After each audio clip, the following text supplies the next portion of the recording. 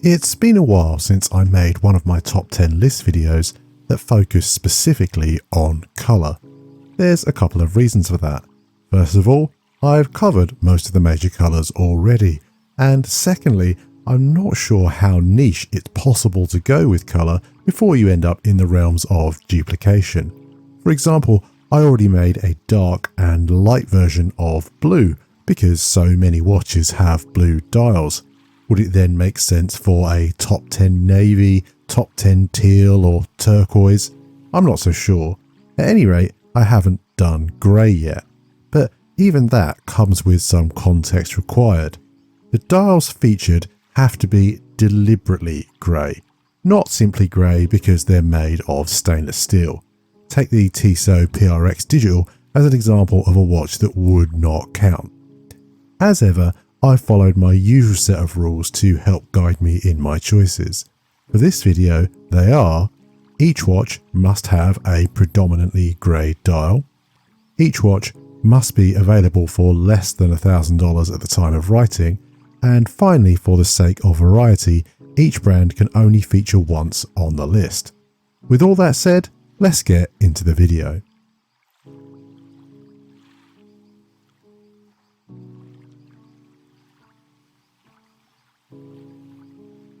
I love finding a bargain, and from that perspective, Timex are one of my favourite manufacturers. One of the main reasons behind that is not only do I rate the quality and design of the watches, but they really don't skimp on the discounts. What I really love is that they will allow you to stack discount codes with sale prices. At the time of writing, you could pick up a 39mm Waterbury GMT model, with a grey dial of course, for 65% off. And at that price point, it makes for an unbelievable piece to pick up for travel. Now, those sale plus discount code windows aren't always available, so it is worth checking in every now and again.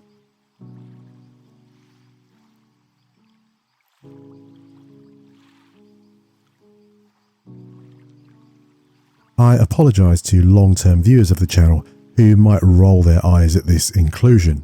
I do love the Casio octagonal range perhaps a little bit too much, and I love this particular one more than most as it's actually my long forgotten project watch that I've been meaning to get back to. This model does play to one of the strengths of grey as a dial colour though: it doesn't pull focus.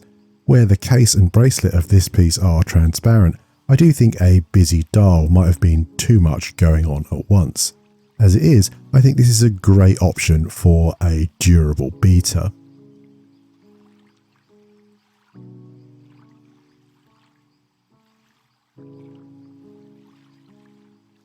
Given my comments on the last model, I do feel really bad about this one too, because the Tsuyosa range is another that I rave about a lot.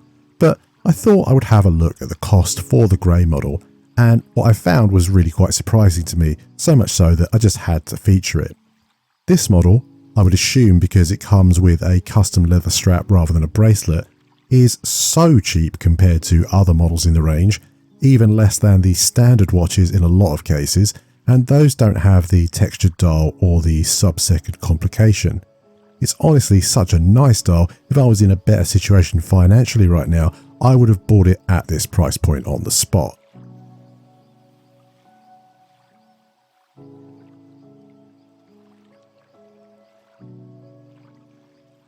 I value the use case of a watch more than almost any other facet, and unfortunately I'm already covered in the dress watch department. Otherwise there would have been a very strong argument for having bought the smaller size Bambino when it first launched back in 2022. This year the brand actually released a solar powered variant, but there's no grey model there, so instead I'm featuring the 38mm standard grey variant, which is a simple, elegant and competitively priced classic.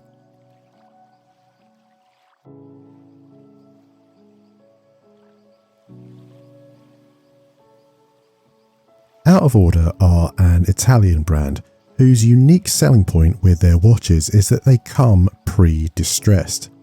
They're made to look aged even when box fresh, and this particular dive model is interesting to me because generally speaking, Out of Order models have vibrant, colourful dials, often with neat little design touches like pattern work or skeletonization.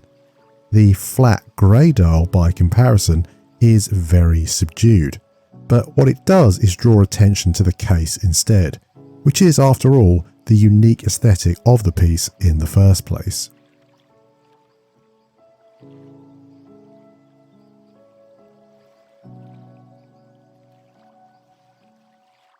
As someone with a smaller wrist, I tend to steer clear of pilot's watches. Given they were initially designed to help aviators tell the time as fast as humanly possible, it makes sense that the dial space is at a premium, so pilot's watches tend to be 42mm and above, making them wear like saucers on me. This particular automatic model from Laco is 39mm though, and while that might make it ever so slightly worse for use by an actual pilot, it makes the style a lot more accessible for those who cannot hope to pull off the bigger versions.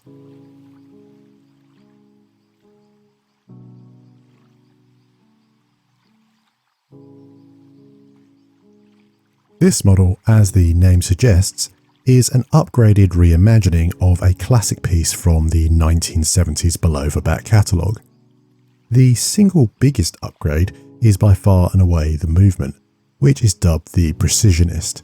It's a quartz that vibrates at a high frequency of 262 Hz, giving the piece an accuracy tolerance of 5 seconds a month and a sweeping rather than ticking second hand. The movement is also thermocompensated, making it more resistant to fluctuations in temperature that can throw off lesser quartz movements.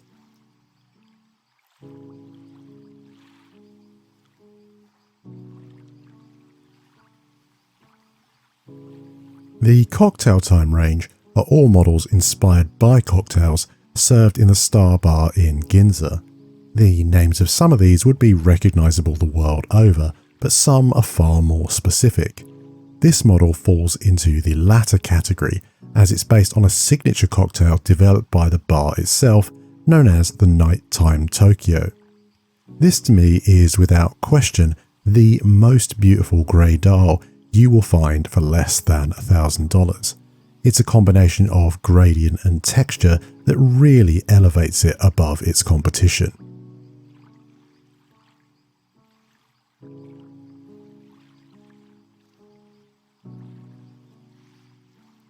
Initially, I wasn't sure whether or not to feature this model, as while there is a contemporary date named as a grey dial version, I'd probably actually describe that as a beige colour, which is close to brown than grey. However, there is also a silver version, and so I think between those options I'm comfortable with featuring the watch on the list. If you watch enough YouTube watch reviews, eventually you'll notice a trend of describing things as a baby Grand Seiko. I try to steer clear of that, but if I had to use that terminology, this would be the watch I would be describing. And yes, technically Orient Star is a different brand than just Orient, so it's not breaking my self-imposed rules by featuring here.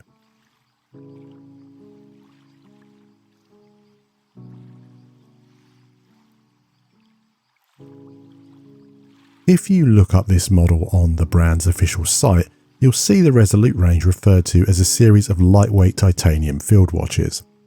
Owing to the lack of numerals though, marking the hours, I think I would personally describe this as a futuristic Garda piece. Either way you view it, it's very nicely done, and the case is protected with RZE's patented Ultra Hex coating to prevent scratches from wear and tear, and the model is powered by the slimline Miyota 90S5 automatic movement, which helps to keep the overall thickness of the piece down to 10.5mm, despite its robust design aesthetic. So there we have it, what I consider to be the 10 best watches with grey dials that money can buy on a budget of $1,000 or less. I find colour psychology quite interesting as a topic, and grey often represents authority.